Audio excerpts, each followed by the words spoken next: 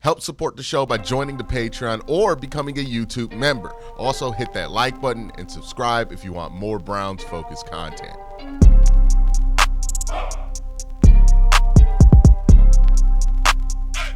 So I've had a day to think about this Myles Garrett trade situation, and I have a lot of thoughts about this whole situation. If you're asking me if there's a way for the Browns to, how do I put this? 'Cause I don't want to say salvage, but if there's a way for the Browns to come out of this situation without looking like fools, if you're asking me, there's one way they can do it. And I'll talk about that in this video later. What I want to focus on for a second is the unintended consequence of Myles requesting this trade in the specific fashion that he did it. And I really don't think Myles and his camp thought this one out, or if they did, it's going to lead to some very awkward situations for Myles Garrett specifically. Like, I just don't know if announcing this trade request publicly was a great idea. And I know at this point it seems like it was a great idea for Myles because a lot of fans who are already frustrated with the team over the Deshaun Watson thing, over how the season went, don't really blame Myles right now for wanting out, right? I think the overall take is that it's fine that Myles wants out. But that's just kind of how we feel because a lot of us are mad at the organization, not necessarily a reflection of how people will feel about this situation once they really get to sink their teeth into it or the situation gets to play out over time, because I don't see the Browns handling this one quickly. They have no reason to want to handle this one quickly. The only incentive for them to handle this quickly would be if they felt like a team in the top 5 of this year's draft wanted to trade for Myles and there was a quarterback that the Browns wanted to get in the top 5. I don't think the quarterback part of that is there. I think the only thing that can make the Browns move off of Myles Garrett this offseason is if somebody is willing to pair a quarterback solution with in exchange for Myles Garrett. For example, Minnesota might have a chance at making something happen if they pair J.J. McCarthy with some draft compensation in exchange for Myles Garrett to the Cleveland Browns. Because if we're looking at this from the Browns' point of view, the only way that they can come out of this looking okay is if they come out of this with a quarterback solution. And I don't think they're going to be super eager to trade Myles if they don't feel like there is a real quarterback solution within that trade. So maybe if you're a team that the Browns are convinced are going to stink next year, they might be willing to take your first-round picks for Myles. But if you're a team that people think is going to stink next year to the point of getting a top 5 pick, why would you make a trade for a guy like Myles? I really think it has to be somebody who's willing to pair a quarterback solution, right? The other team that comes to mind is like San Francisco, who is not 100% sold, according to reports, on giving Brock Purdy an extension. So maybe if you're San Francisco, you decide, hey, we're going to pair Brock Purdy in this trade to go get Myles. Another reason why I don't think this was a great move for Myles and not a well thought out move for Myles, and why I don't think the Browns will trade him this offseason, is the reason I think the price has to have a quarterback solution. The Browns are going to eat more dead cap if they trade Myles Garrett this year versus next year. So, and this is a team that can't afford to eat more dead cap, right? We're eating up a ton of cap, dead cap for Amari Cooper and Zadarius Smith and other moves that the Browns made last year. And if you add that on top of what Deshaun Watson's going to be paid for doing nothing, there's enough dead money to deal with the Browns cap. They're not likely to make a trade for trade Myles Garrett, incur more dead cap, because that wouldn't really benefit them, especially given that the packages you're going to get this offseason more than likely aren't going to include a quarterback solution, because there's not a lot of quarterback solutions in this year's draft. And if the Browns really thought there was a quarterback solution in this year's draft, they don't have to trade Myles Garrett to get it. They have the number 2 overall pick. So all of that being said, knowing that you need a quarterback solution for the Cleveland Browns, knowing that the only real reason to trade Myles is if somebody offers you a quarterback solution, the only real 2 places that I think can offer something like that, and then maybe you could throw in like Arizona as a wild card because they're not completely happy with Kyler Murray. I think the only places are Minnesota, who could throw J.J. McCarthy in there as a potential kicker for the Browns, and maybe they're happy with Sam Darnold enough to where they can roll with that. San Francisco can throw Brock Purdy into a deal and expect the Browns to sign Brock Purdy to an extension. And maybe the Cardinals can throw somebody like Kyler Murray at you. Outside of those extremely unlikely scenarios coming through, I don't think they make a move here. And this is where I think Myles Garrett made a big optic mistake. The Browns are not going to trade him. They have no reason to trade him.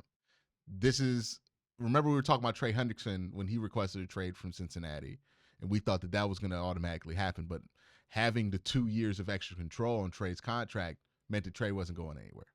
The Browns have more than 2 years of control on Myles Garrett. They have 4 years, right? 2 years of this contract and then 2 years with franchise tags. Browns can keep Myles Garrett here. There's not really much Myles can do about it other than retire for the next 4 years if they really wanted to. I don't think they're going to push it that far, but they can. They can hold on to him, have his control for the next 4 years if they really wanted to. I don't think he's going to be able to force the Browns' hands this offseason. It's just not going to be worth it. I don't think anybody's going to make an offer that's going to be worth it, because I don't even know if the offer that's going to make it worth it exists. And I'll explain what I mean by that later in the video. Also, think about what Myles said in that letter and the consequences of a player in his position saying what he said. Now, I know everybody focused on his barb back at Andrew Berry, which was a slick barb, right? He said, I ain't trying to go from Cleveland to Canton. I'm trying to go to a Super Bowl. For whatever reason, Andrew Berry saying he's a Hall of Famer rubbed him the wrong way. Okay, whatever. That does mean that whole part of it, I'm sure Andrew Berry, he's a professional enough to know he can't take anything personal in a negotiation like that. And Myles, it wasn't that deep. I don't think that part's a real issue. The part that I think is a real issue is think about what Myles Garrett said. He said he wants to leave Cleveland not because he wants more money, not because ownership's not willing to give him the money that he's worth, right? If that were the case, the players would be behind him. Everybody would be behind him because we understand that. It's a business. You should get paid. Cool. He said he wants to leave Cleveland to win a Super Bowl. And again, from a fan perspective, from people from the outside looking in, we all understand that.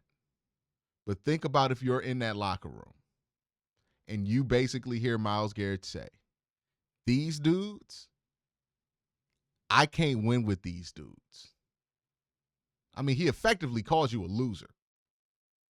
Like, there's not really a lot of different ways to take that if you're somebody in that locker room. And again, this is somebody who's supposed to be one of the leaders of the locker room. When times are tough, he's telling you that we're gonna fix it and we're gonna get better and play to our ability. This is somebody who sat there in the locker room, told you we the best in the world. And now he's saying, you guys, I can't win with you guys. You guys aren't good enough to win the Super Bowl with. Now, maybe some players will go, well, maybe he's just talking about the quarterback position. But some players are not going to take that well. I think I was having a conversation with Kobe, right, who I do the podcast with, Q and Kobe. And if I heard Kobe somewhere say, hey, I can't get a plaque, I can't get a 100K plaque with somebody like Quincy being tied to somebody like me, well, that would change me and his relationship, right? Because I was talking to Cole about this on QC Live on the OBR, and Cole made a comment that I thought was pretty on point. And he said, imagine if I went on another show, right? Or said on Twitter or something like that, I need to do a podcast with somebody I get a plaque with, knowing damn well he already do a podcast with me. I'd be furious. I'd be insulted. And that would pretty much change the nature of our relationship. Yeah, you didn't mean to insult me, but the nature of what you said, given the goals of what we're trying to do as a team, is an insult. The same way Myles basically saying, and look, it's a rough interpretation, but this is the interpretation of it. He doesn't want to be on the Browns anymore, so he's quitting on the Browns organization because he doesn't believe that the Browns have what it takes to win a championship while he's in his prime. That means he doesn't believe in the players in that locker room are good enough. Like, you can try to sugarcoat it and say, oh, no, it's more about how he feels about management, but why he feel that way about the management? He feels the way about the management because the people that management has brought in. He doesn't think that the people management has brought in are good enough.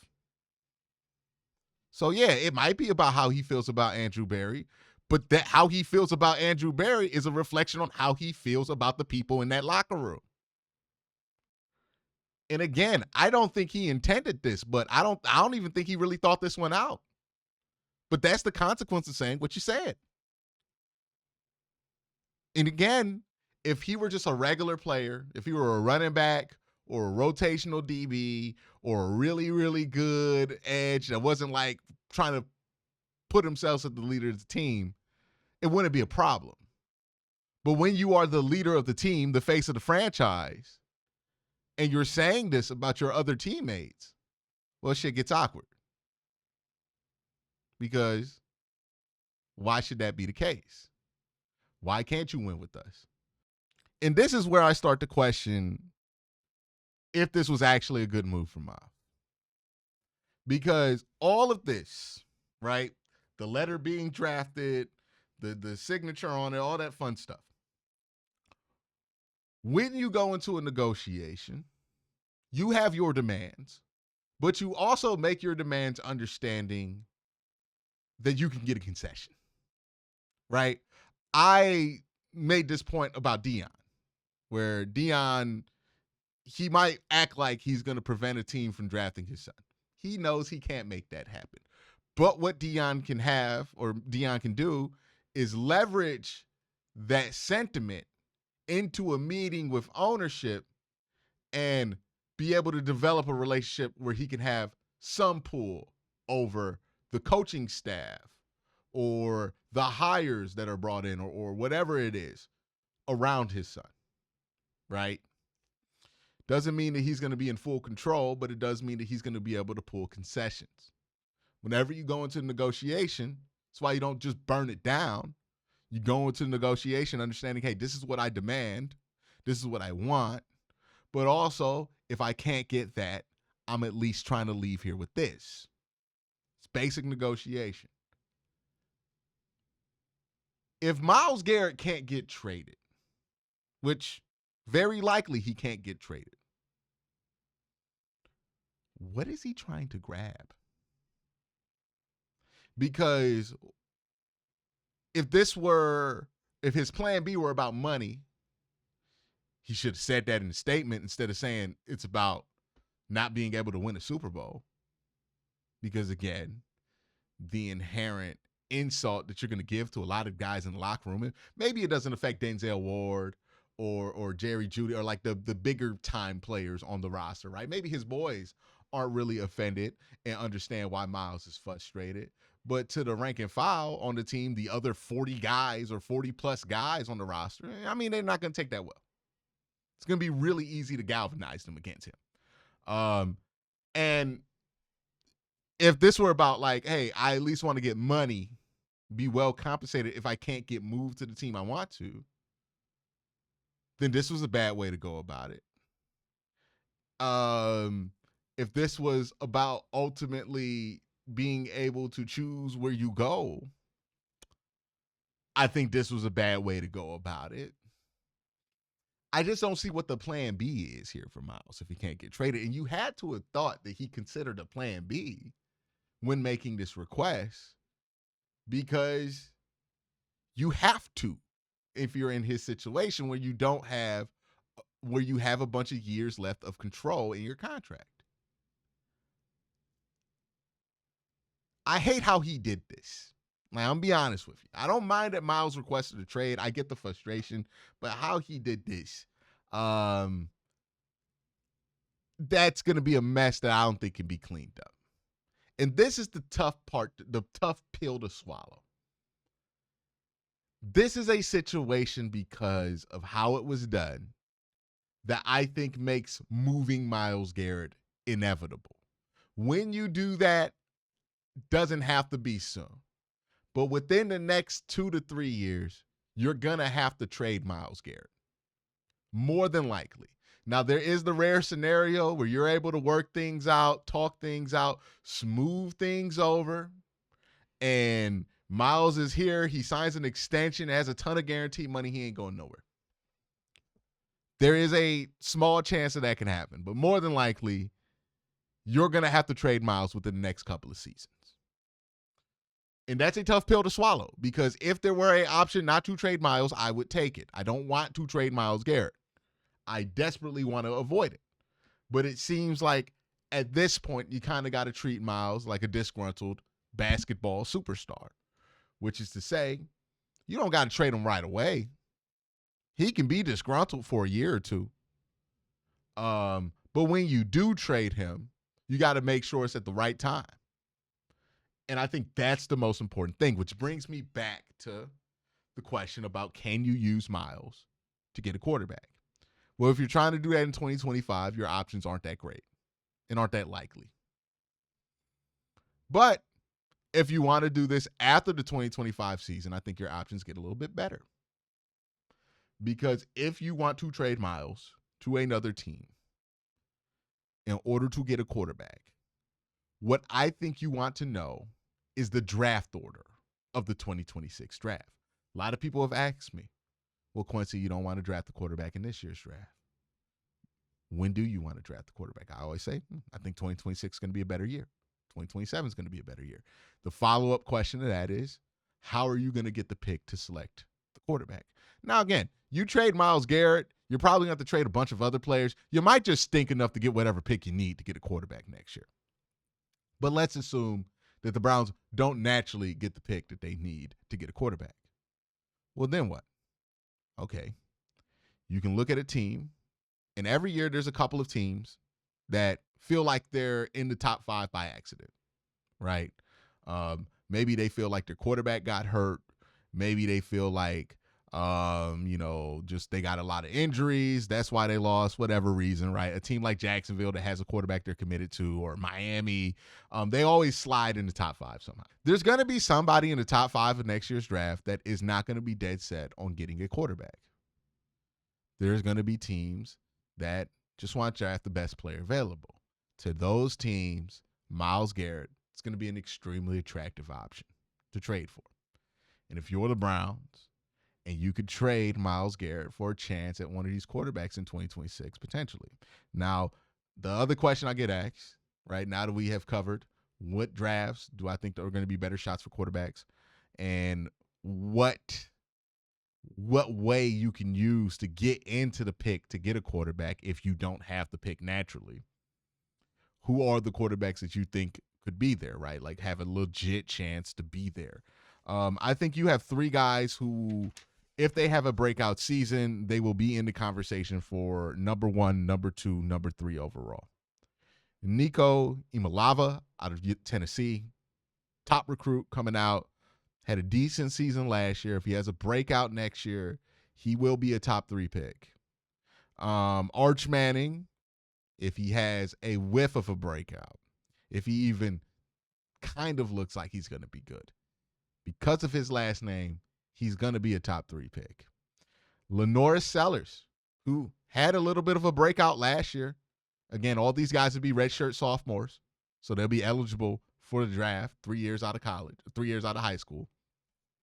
If Lenoir Sellers improves upon the year that he had last year at South Carolina, he will be a top 3 pick in this draft, in the 2026 draft. All 3 of those guys would be way better prospects if they have breakout years next year in college than what this class has to offer. Like, those are guys along the lines of the quality of prospect that C.J. Stroud was, that Drake May was, that, Jaden Daniels was. Like, all of those guys would be right along those lines of level of prospects. There are other guys who I think would be about the same, if not better, than what's in this class. Drew Aller, Cade Klubnik. I think they're better fits. Not perfect prospects, but better fits for the Browns and what's available in this class.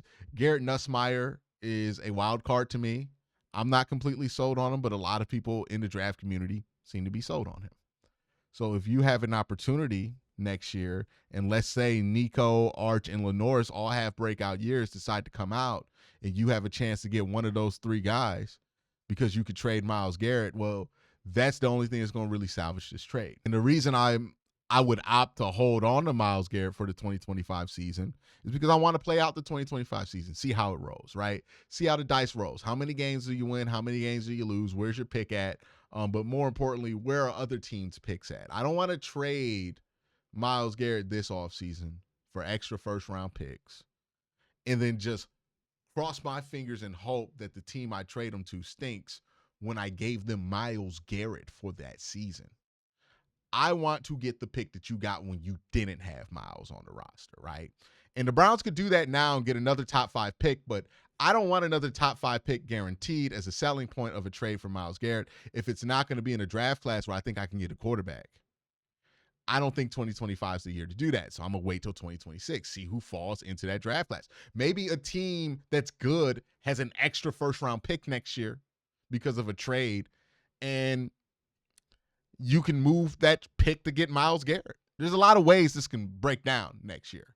I want to know what the draft order for 2026 is going to be before I trade Myles Garrett, and I want to make sure that I'm going to be in a good position to get one of the top quarterbacks in the 2026 class with the pick that I'm going to get from Myles Garrett, or the picks that I'm going to get from Myles Garrett. If I can't make that happen, then Myles Garrett, trading him, it's just not going to be worth the value. If you have to trade somebody like Myles Garrett, it is important that you're not crossing your fingers and hoping that it works out if you make that trade. You got to trade him for what you feel like is a strong bet. Because if you just trade Myles, cross your fingers and hope, you're setting yourself up to do the same thing the Browns did when they traded Julio Jones, or the pick for Julio Jones. The only way you're going to recover, if you're the Cleveland Browns, from trading the best player to ever wear brown and orange, the most dominant player to wear brown and orange, and the most impactful player to wear brown and orange since 1999, is if you pair his departure with the arrival of something even more rare than what Myles Garrett is, in Cleveland at least. And that's a quarterback. So if you're the Browns, you're thinking about moving Myles, you got to ask yourself, can this trade get me a quarterback? And how likely is it that it can get me the quarterback that I want? I wouldn't play any games with that. So for me personally, I think we're just going to have to sit with this being awkward until 2026 and then make the move on it. And yeah, it's going to be a tough pill to swallow if you have to trade Myles Garrett. But what can make that pill easier to swallow is if a quarterback is here in a replacement. But what can make that pill easier to swallow? A quarterback. It's the only thing that can make that work. That's my thoughts about this, how the Browns can salvage this, if that's even a word that we want to use. Y'all let me know what y'all think in the comment section down below. Have a great day. Have a better night. Peace.